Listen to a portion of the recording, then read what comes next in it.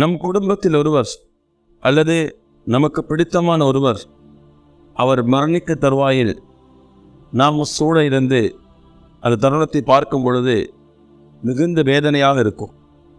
ஆனால் மரணிக்கிற அந்த மனிதர் அந்த நேரத்தில் எதை சந்திக்கிறார், அவர் எதை பார்க்கிறார், அவருக்கு என்ன நடக்கிறது என்பதை நாம் யாரும் அறிய மாட்டோம். வல்லவனாம் அல்லாஹ் அருள்மறையாம் திரு குர்ஆன் சொல்லும் பொழுது, மௌத்து வருகிற நேரத்தில் மௌத்தை அடையக்கூடிய அந்த மனிதருக்கு நடக்கிற நிகழ்வுகளை சூழ அமர்ந்திருக்கிற நீங்கள் யாரும் அறிய மாட்டீர்கள் என்று அல்லாஹ் சொல்கிறார். இந்த தருணத்தில் அவருக்கு என்ன நடக்கிறது, அல்லாஹ் அங்கு என்ன நடத்துகிறான் என்பதை இதன் வழியாக பார்க்கிறோம்.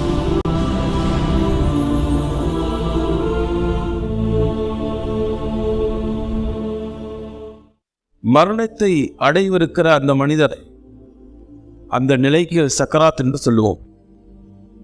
சக்கராத்துடைய நேரத்தில் இன்னும் சற்று நேரத்தில் அவருடைய உயிர் பிரிகிற அந்த தருணம்,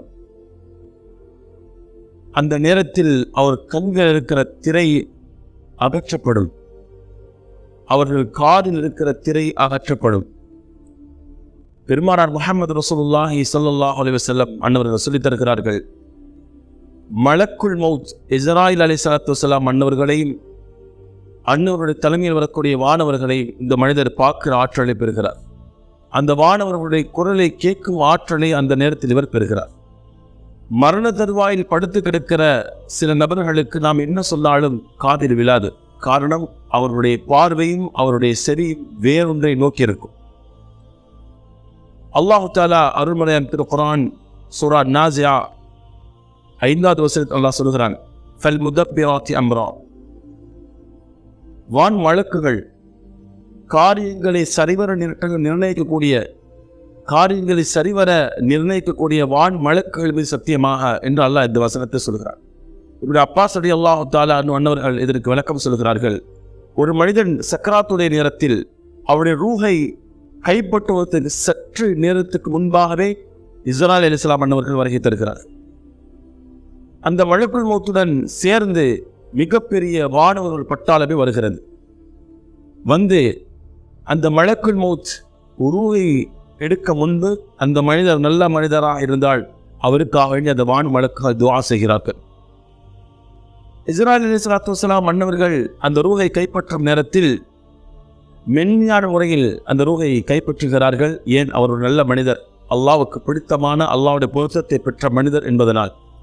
அந்த ரூஹை கைப்பற்றியதும் அந்த ரூஹை கொண்டு செல்வதற்கு ஒரு சில வானவர்களும், வருகை தந்த வானவர்கள் ஒரு சிலர்கள் ரூஹை கொண்டு செல்வதற்கும், இன்னும் ஒரு சில வானவர்கள் அந்த மையத்தை சூழ அமர்ந்திருக்கக்கூடியவர்கள் அந்த மையத்திற்காக வேண்டி என்ன சொல்கிறார்களோ அதற்கு ஆமன் சொல்லக்கூடியவர்களாகும்.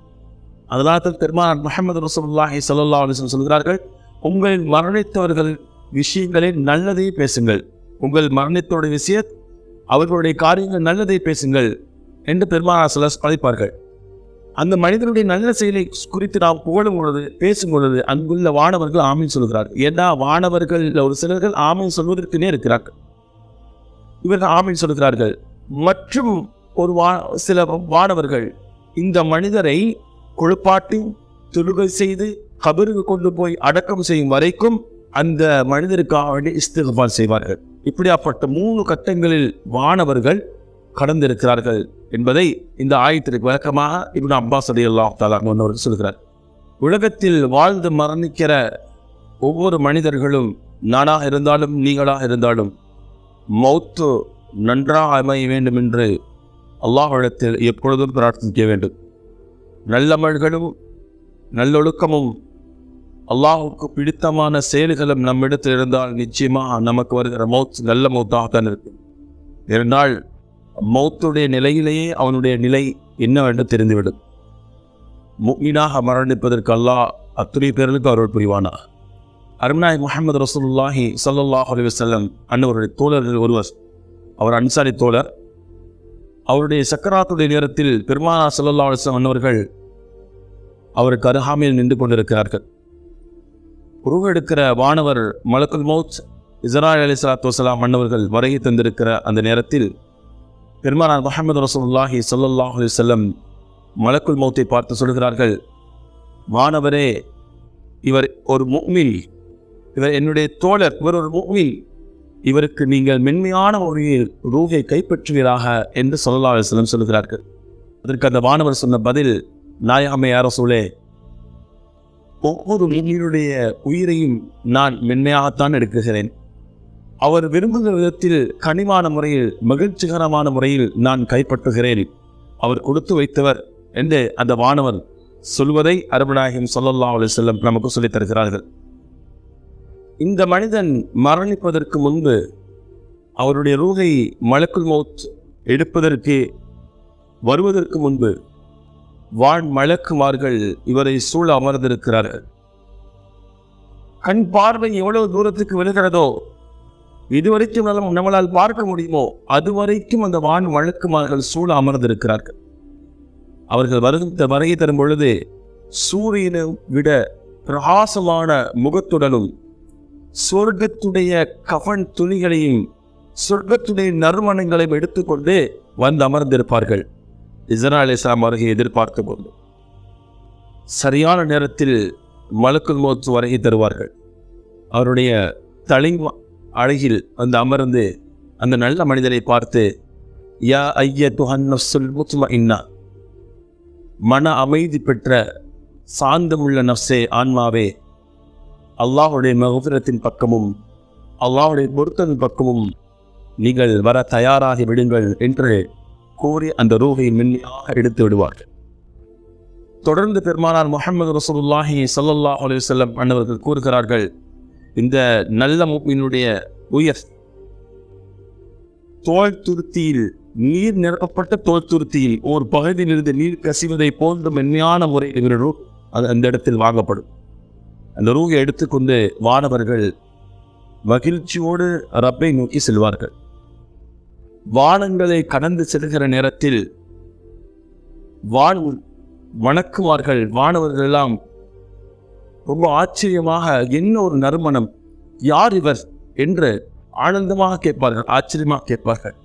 ரூஹை கொண்டு செல்லக்கூடிய மலக்குல் மௌத்தும் சூழ இருக்கிற ஏனைய வானவர்களுடைய அந்த பட்டாளமும், இவர் ஒரு நல்ல மனிதர், இன்னாருடைய மாடார் இன்னார், இந்த ஊரில் வசிக்கக்கூடியவர், இவருடைய ரூஹை நாங்கள் கைப்பற்றிக் கொண்டு வருகிறோம் என்று அவர்கள் பெருமையாக பேசுவார்கள். ஒரு ரிவாயத்தின் பிரகாரம் சையதுனா ஜிப்ரீல் அலைஹிஸ்ஸலாத்து வஸ்ஸலாம் அன்னவர்கள் 70,000 வான் மலக்குகள் வானவர்களை அணிவகுத்துக் கொண்டு இந்த நல்ல மனிதனுடைய ரூஹை வரவேற்கிறார்கள் என்று அருமநாயகம் ஸல்லல்லாஹு அலைஹி சொல்கிறார். எத்தனை ஒரு பாக்கியம் அந்த முஃமின், ஒரு நல்ல முஃமினாக மரணிப்பதற்கு அல்லாஹ் எனக்கும் உங்களுக்கு நசீபை தருவானா. 70,000 வானவர்களோடு அந்த சையதுனா ஜிப்ரீல் அலைஹிஸ்ஸலாம் அன்னவர்கள் அந்த மனிதனுடைய ரூஹை வரவேற்கிறார்கள். 7 வானங்களை கடந்து அல்லாஹ் அர்ஷுக்கு முன்னால் கொண்டு போய் அந்த மனிதனுடைய ரூஹை காட்டப்படும் பொழுது அந்த நல்ல மனிதனுடைய ரூஹ் அல்லாஹ்வுக்கு முன்னால் சுஜூது செய்கிறது. அந்த நல்ல மனிதனுடைய ஆன்மாவை, அந்த ரூஹை பார்த்து அல்லாஹ் சொல்லுவான், வானவர்களே, இந்த அடியானை எல்லியில் நல்லவர்களுடைய ரூஹ் பதியும் அந்த ஏட்டில் இவருடைய ரூஹை பதிந்து விடுங்கள், அங்கு கொண்டு போய் இவருடைய ரூஹை வைத்து விடுங்கள் என்று அல்லாஹ் கட்டளை பிறப்பிப்பான்.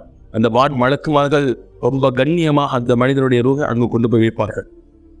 மற்றொரு ரிவாயத்தில் இவருடைய ரூஹ் அந்த இல்லை என்கிற ஏட்டில் பதிவு செய்யப்பட்டதற்கு பிறகு அந்த ரெஜிஸ்டர் செய்யப்படும்.